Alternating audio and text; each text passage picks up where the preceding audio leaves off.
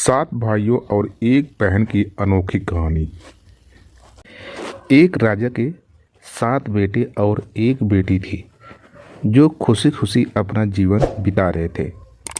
सात भाई बहनों में इकलौती छोटी बहन बहुत ही शांत स्वभाव, आज्ञाकारी एवं संस्कारी थी। इनमें सबसे बड़े भाई का विवाह हो चुका था। सातों भाइयों में सबसे छोटा भाई एक आंख से अंधा था। छोटे भाई के दिल में अपनी इकलौती बहन के लिए बड़ा प्यार एवं लगाव था। एक दिन बड़े राजकुमार अपनी पत्नी और अपने छोटे भाइयों के साथ लेकर अपने खेतों में काम करने चले गए। क्योंकि उस जमाने में खेती बड़ी आपसी सहयोग से हुआ करते थे। सभी लोग खेतों में काम करने जाने से पहले अपनी छोटी बहन को खाना बनाने का आदेश देकर घर से निकलते हैं। सातों राजकुमार की बहन अकेले घर पर खुशी खुशी सबके लिए खाना बनाने के लिए जंगल से सरौटी साग को तोड़ कर लाती है और बड़े प्यार से सरौटी साग की सब्जी बनाने से पहले साग को काटने लगती है। इसी दौरान वह अपनी उंगली भी काट बैठती है और रक्त की एक तेज धार निकलने लगती है, जिससे उसका पूरा हाथ खून खून हो जाता है। तब राजकुमारी सोचने लगती है कि क्या करूं, अगर घर के दीवार में खून को पोंछूंगी तो भैया लोग देख लेंगे और चिंता करेंगे, और यदि अपने कपड़े में पोंछूंगी तो भाभी खून लगा कपड़ा देखकर माहवारी समझ खाना नहीं खाएगी। राजकुमारी इस डर से सब्जी पकाने वाले छाता साग में सारा खून को पोंछकर खून को बहने से रोकती है। फिर इसी खून लगे साग को सब्जी बनाती है। जब उसके सारे भाई और भाभी अपने खेतों से लौटते हैं तो छोटी बहन हमेशा की तरह सभी के लिए साफ थाली में खाना और मिट्टी के लोटे में पीने के लिए पानी देती है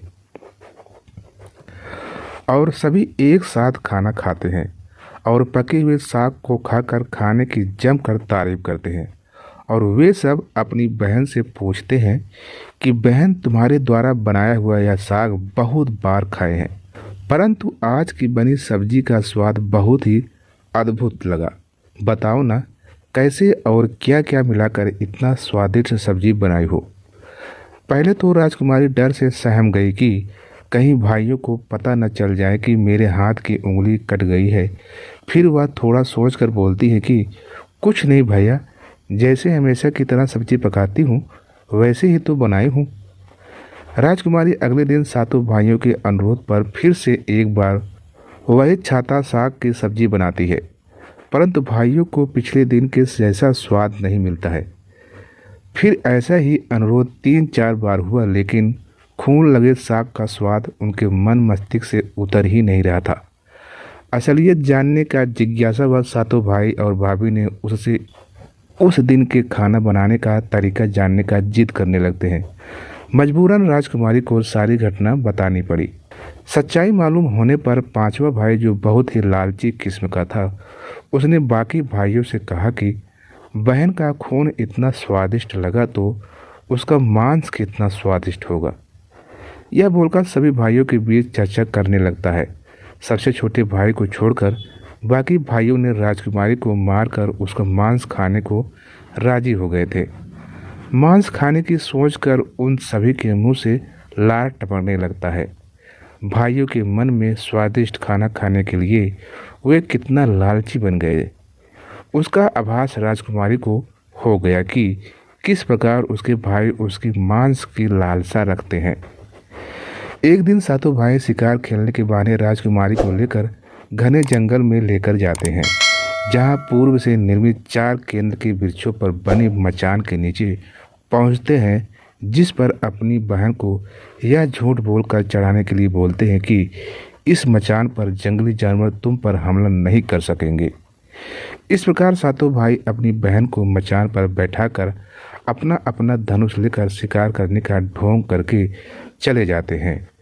तब राजकुमारी को पूरा आभास हो चुका था कि आज उसका आखिरी दिन है, लेकिन वह चाहती थी कि उनके भाइयों की इच्छा पूर्ण हो, इसलिए वह मचान में जाकर बैठ जाती है।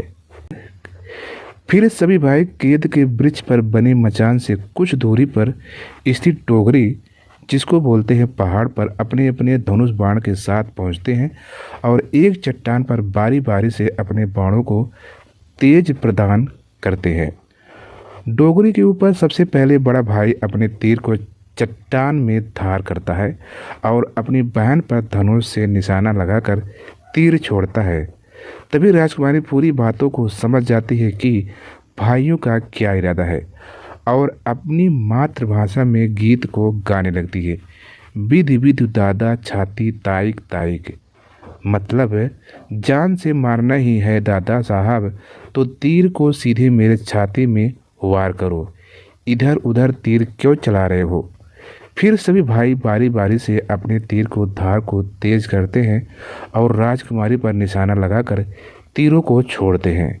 6 भाइयों का निशाना खाली जाता है और 7वां भाई जो सबसे छोटा था वह तीर चलाने से इनकार कर देता है क्योंकि क्योंकि उसे अपनी छोटी बहन से बहुत लगाव था और धनुष बाण चलाने में सातों राजकुमार में सबसे निपुण था। राजकुमारी जानती थी कि उनके सातों भाइयों में सबसे छोटा भाई बाकियों की तरह लालची नहीं है। 6 भाई छोटे भाई पर पूरा दबाव डालते हुए आदेश देते हैं कि अगर वह तीर नहीं चलाएगा तो बहन की तरह उसे भी मार देंगे। फिर छोटा राजकुमार उदास मन के साथ तीर को थोड़ा ही धार कर दूसरी दिशा में तीर को छोड़ने की कोशिश करता है और तीर को धीरे से छोड़ता है।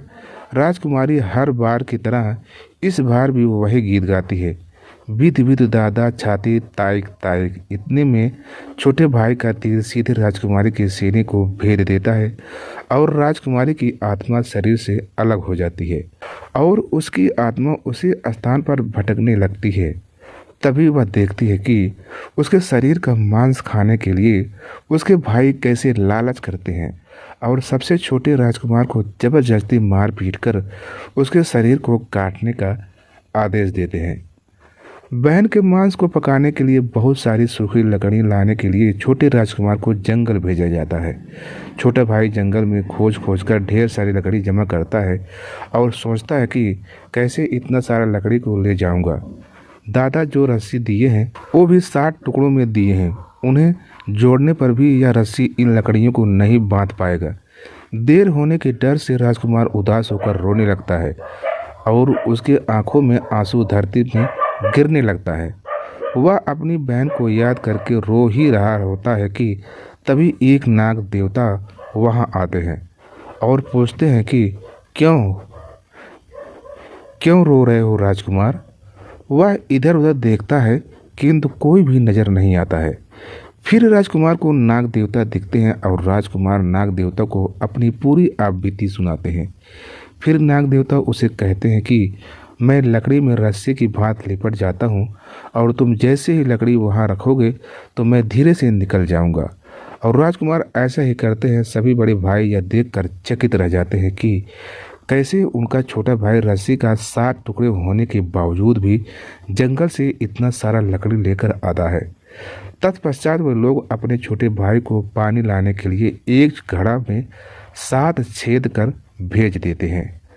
छोटा राजकुमार पानी लाने के लिए एक छोटा कुआं जाता है और घड़े में पानी भरता है, परंतु उसमें छेद होने के कारण सारा पानी गिर जाता है और राजकुमार वहीं बैठकर सोच सोच कर रोने लगता है कि बिना पानी के वापस जाऊंगा तो बड़े भैया लोग मार पीट करेंगे। यही सारी घटना को कुआं के मेढक केकड़ा और मछली सुन व देख रहे थे और वे दोनों राजकुमार को रोता देखकर पूछते हैं कि क्यों रो रहे हो।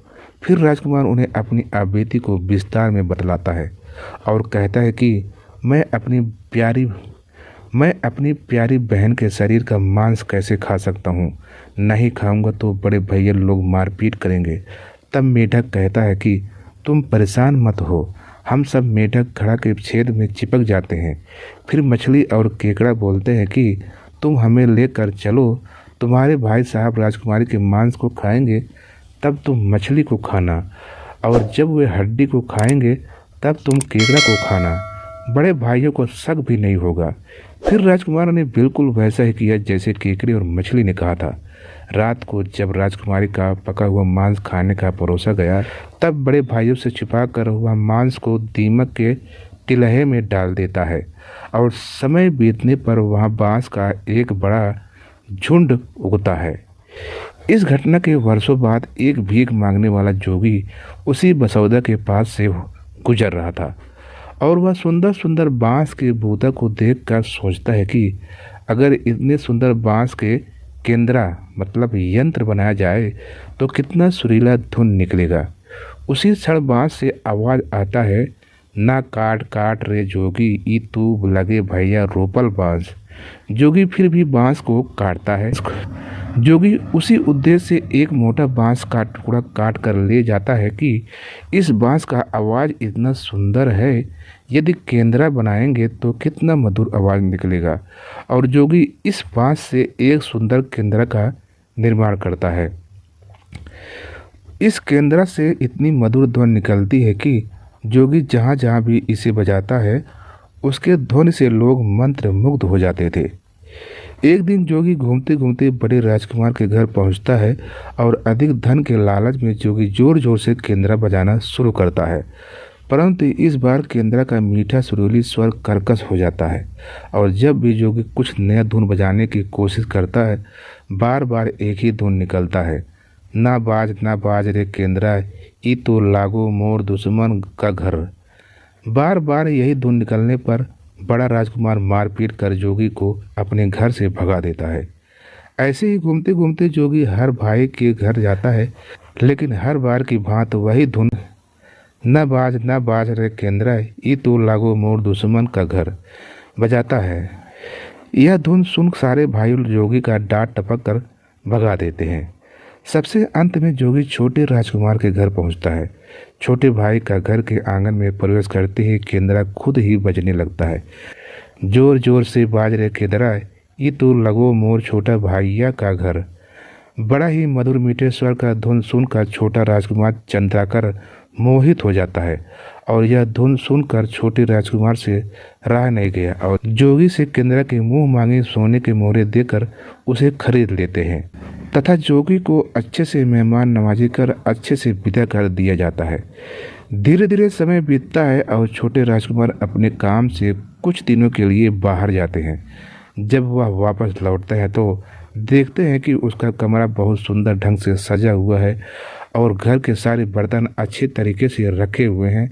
तब छोटा राजकुमार सोचता है कि हमेशा मेरे कमरे की साफ सफाई घर के नौकर करते हैं, लेकिन कभी भी इतना सुंदर सजाया नहीं गया है। फिर राजकुमार अपने नौकर से पूछताछ करते हैं कि कमरे की इतना सुंदर किसने सजाया है। नौकरों के मना करने पर राजकुमार सोचते हैं शायद कोई भाभी आई होगी और मेरे कमरे को सजा कर गई होगी।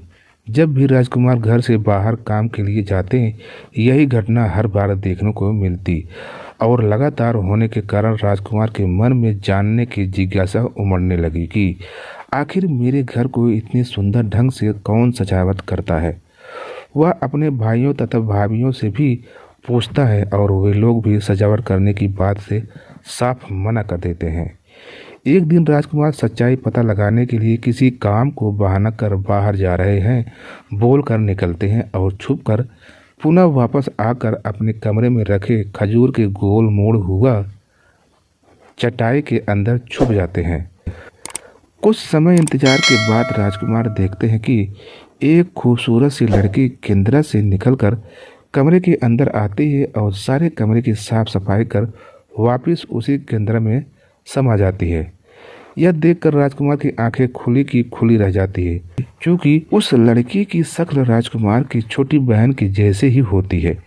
राजकुमार अगले दिन फिर से एक बार उसी प्रकार छुप जाते हैं और जैसे ही वह सुंदर लड़की पूरे कमरे की साफ सफाई का काम खत्म कर वापस केंद्र में जाने वाली होती है, तब छोटे राजकुमार उस लड़की का हाथ पकड़ लेते हैं और तुरंत केंद्रा को जला देते हैं, जिसके बाद वह लड़की हमेशा के लिए मानव रूप में परिवर्तित हो जाती है और दोनों भाई बहन खुशी खुशी अपना जीवन जीते हैं। आज भी हर गांव में अंसारी पूजा के दिन बकरा कटता है और पूरे गांव के घरों में प्रसाद स्वरूप बकरा का मांस खाया जाता है और सतबैनी नामक पूजा स्थान पर वही सरवटी साग को चढ़ाया जाता है। तो दोस्तों, यह रही आज की कहानी। 7 भाई और एक बहन की कहानी थी, जो कि बहुत ही मोरल स्टोरीज है, दुखद है। और ऐसे ही कहानी हम इस यूट्यूब चैनल पर डे डालते रहते हैं। अगर आप लोग को कहानी पढ़ना, सुनना और देखना अच्छा लगता हो तो प्लीज़ इस चैनल को सब्सक्राइब करके बेल आइकन को प्रेस कर लीजिए, ताकि आप लोग ऐसे ही कहानियाँ इस चैनल पर सुनते रहें। तो मिलते हैं इसी के साथ आप सबसे अगले वीडियो में एक नई कहानी के साथ। तब तक के लिए जय हिंद, जय भारत। दोस्तों, आप लोग खुश रहिए और मस्त रहिए।